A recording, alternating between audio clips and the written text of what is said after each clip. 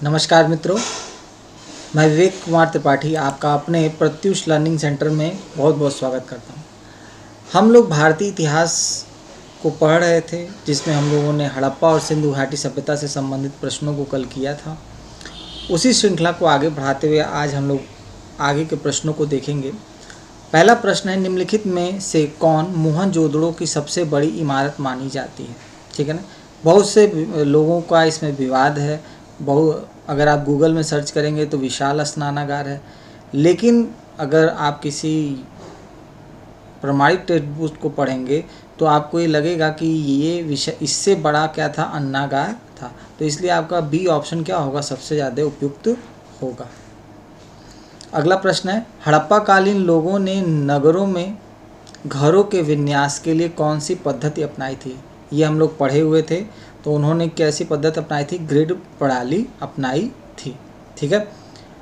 अगला है कि सूची मिलान करना है। लोथल, कालीबंगा, धौलावीरा, बनवाली। ठीक है। तो लोथल जो था वो था गोदीबाड़ा। ठीक। इसके बाद कालीबंगा, जुता हुआ खेत। धौलावीरा जो था वो था आपका हड़प्पाई लिपि के बड़े आकार के 10 चिन्हों वाला शिलालेख। और बनवाली था पक्की मिट्टी से बनी हुई हल्की प्रतिकृति। ठीक है ना।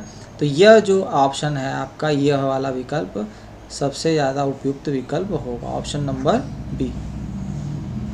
अगला है, निम्नलिखित पशुओं में से किस एक का हड़प्पा सभ्यता में पाई मुहरों और टेराकोटा कलाकृतियों में निरूपण अंकन नहीं हुआ?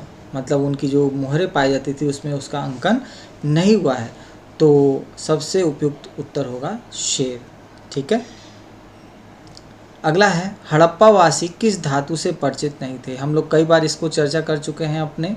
तो वह लोहे की धातु से परिचित नहीं थे। अगला है, निम्नलिखित में से किस स्थल में युगल, समाधान, द्विशव संस्कार का प्रमाण मिला है? ठीक है। तो अब आप लोग देखिए इसको कि इसका सही उत्तर क्या होगा।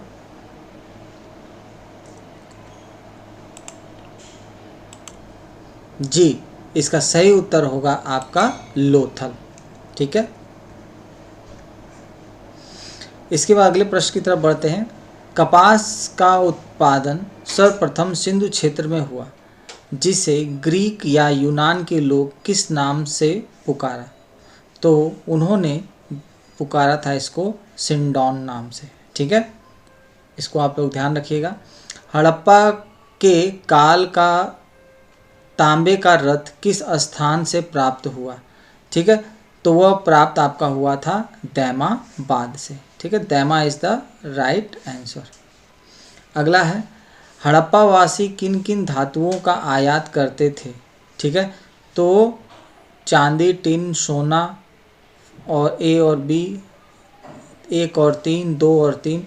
तो सही है, चांदी, टिन और सोना तीनों का क्या करते थे? आयात करते थे। अगला है, कौन कौन से नगर सिंधु सभ्यता के बंदरगाह नगर थे? ठीक है। तो लोथल, हाँ ये था ही। अगर मान लेते हैं हम इसको हटा देंगे तो लोथल तो सबसे इम्पोर्टेंट है, तो ये आंसर तो पक्का हो जाएगा। अल्लाह, दीनो और बालाकोट और कुनतासी, तो यह दोस्तों सारे बंदरगाह थे। ठीक है ना, सिंधु सभ्यता के। तो D is the right answer. Mohenjodaro से प्राप्त पशुपति शिव या आदि शिव मोहर में किन किन जानवरों का अंकन हुआ है? ठीक है ना। तो हाथी का भी हुआ है, हिरण का भी हुआ है और भैंसे का भी हुआ है। तो सही उत्तर होगा इनमें से सभी का क्या हुआ है? अंकन किया गया है। ठीक है। अगला प्रश्न है, किस हड़प्पा कालीन स्थल से नृत्य मुद्रा वाली स्त्री की कांस्य मूर्ति प्राप्त हुई है?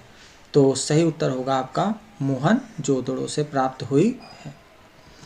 अगला है, किस हड़प्पा कालीन स्थल से पुजारी की प्रस्तर मूर्ति प्राप्त हुई है? तो दोस्तों यह भी आपका उत्तर होगा मोहनजोदड़ो। ठीक है। किस सिंधुकालीन स्थल से एक ईंट पर बिल्ली का पीछा करते हुए कुत्ते के पंजे के निशान प्राप्त हुए हैं? तो दोस्तों इसका सही उत्तर होगा आपका चंदहुदुड़ो। ठीक है, अगला है, स्वतंत्रता के बाद भारत में सबसे अधिक संख्या में हड़प्पा युगीन स्थलों की खोज किस प्रांत में हुई? तो वह खोज आपकी हुई थी गुजरात प्रांत में। ठीक है, आगे बढ़ते हैं। निम्नलिखित में से कौन सी फसल हड़प्पा कालीन लोगों का मुख्य खाद्यान्न नहीं थी? ये बहुत बार पूछा गया प्रश्न है। तो दोस्तों इसका सही उत्तर होगा दालें। दालें जो थी उनकी मुख्य फसलों का हिस्सा नहीं थी। हड़प्पा तथा मोहनजोदड़ो अब विलुप्त हो गए हैं। कथन, कारण, वे उत्खनन के दौरान प्रकट हुए थे।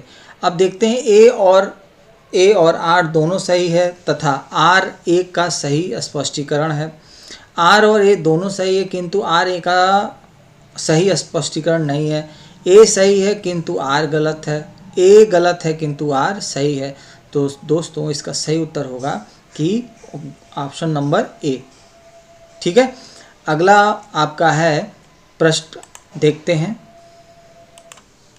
चलिए ये बहुत अच्छा प्रश्न है और देखते हैं इसका सही उत्तर क्या होगा। सिंधु घाटी सभ्यता के संदर्भ में निम्नलिखित कथनों पर विचार कीजिए। यह प्रमुखतः लौकिक सभ्यता थी तथा उसमें धार्मिक तत्व यद्यपि उपस्थित था, वर्चस्वशाली नहीं था। दूसरा है, उस काल में भारत में कपास के वस्त्र बनाए जाते थे। ठीक है, उपयुक्त में से कौन सा या कौन से कथन सही है? ठीक है, तो हम लोग देखेंगे फिर से। उस काल में भारत में कपास, हाँ कपास के लिए तो फेमस था, इसका मतलब ये स्टेटमेंट तो एकदम सही है। यह प्रमुखतः लौकिक सभ्यता थी तथा इसमें धार्मिक तत्व यद्यपि उपस्थित था, वर्चस्वशाली नहीं था। हाँ, यह भी विकल्प आपका क्या होगा, एक तरह से सही माना जाएगा। ठीक है, तो option C is the right answer. अगला है, आप द मैच द फॉलोइंग। तो कल हम लोगों ने ऐसे ही एक प्रश्न को किया था। तो मांडा जो था हमारा था जम्मू और कश्मीर। ठीक है, तो ए का 3, चलिए पहले में हमको मिल गया है। तो option C is the right answer. B का क्या हो जाएगा, 4, मतलब दायमाबाद महाराष्ट्र। इसके बाद सी का ए राजस्थान और राखीगढ़ हरियाणा। ठीक है ना। अगला है विकल्प आपका GH मैक। तब तक के लिए जय हिंद जय भारत।